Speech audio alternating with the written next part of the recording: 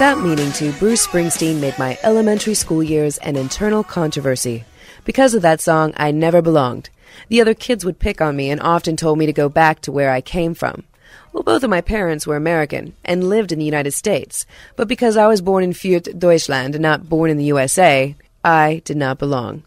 I spent my youth feeling like I was homeless.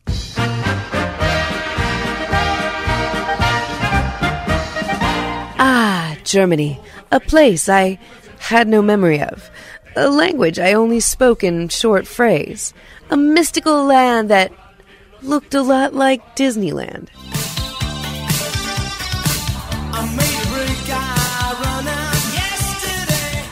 Through my teens, I immersed myself in American pop culture and forgot most of my German, but I never truly felt like I was a U.S. citizen. I grew up being told that at the age of 18, I could declare either German or American citizenship. At 18, however, when I decided to go to the illustrious home, the German embassy said, "Nein." So I contacted the U.S. consulate, and they said, nope. Evidently, I did not belong anywhere. I was neither American nor German.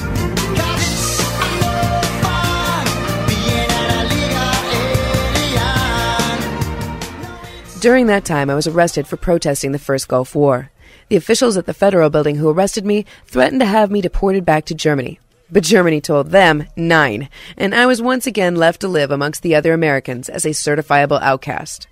Over the next 3 years, I made a weekly pilgrimage to the Los Angeles Federal Building in Westwood, trying to establish my U.S. citizenship. Each time I went, a man or a woman behind thick plexiglass would sternly tell me that the documentation I provided was not substantial. I was always treated as though I had done something wrong. The problem was my birth certificate. My birth certificate was only in German. Geburtsort, Geburtsdatum, des Vater, der Mutter, Familiennamen, Vornamen, mein Name. My name.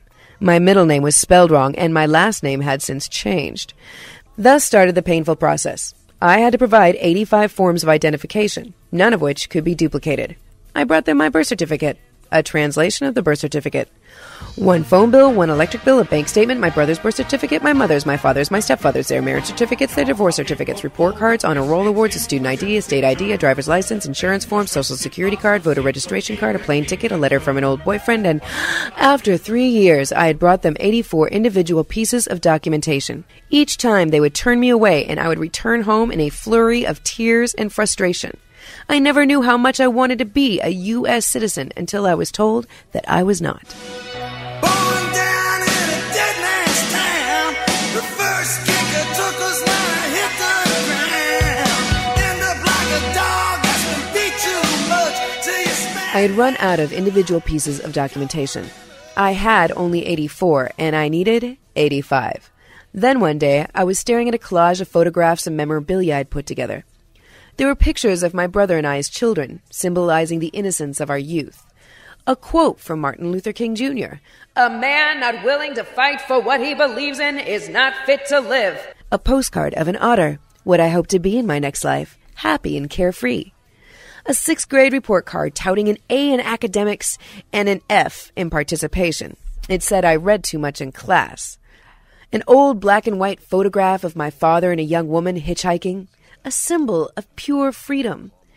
And for protesting outside a federal building, a misdemeanor, my arrest certificate.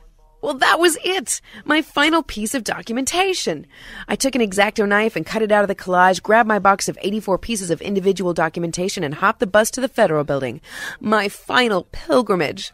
With a satisfied grin, I marched up to the dour-looking man sitting behind the 4 inches of plexiglass and pushed each piece of documentation one by one through the narrow opening between his shield and the counter. I saved the 85th one for last.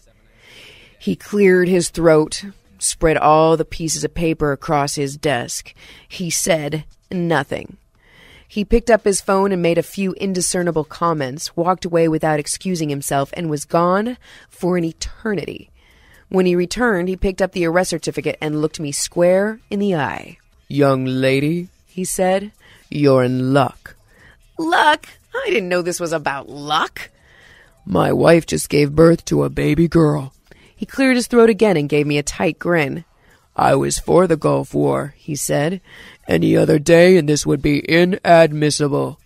He then gathered all 85 pieces of individual documentation, showed them into a large envelope, and gave me a receipt. "Congratulations," he said. "You'll get your certificate of U.S. citizenship in a week to 3 months. "Dankeschön," I said, as a parting shot. When I finally received my certificate 3 months later, along with all 85 pieces of my individual documentation, I immediately went out, got my passport, then promptly returned home and hung that certificate up on my wall. Every place I have lived since then, that certificate hangs. It reads, Certificate of Report of Birth of a United States Citizen. Signed by Secretary of State, Madeleine K. Albright.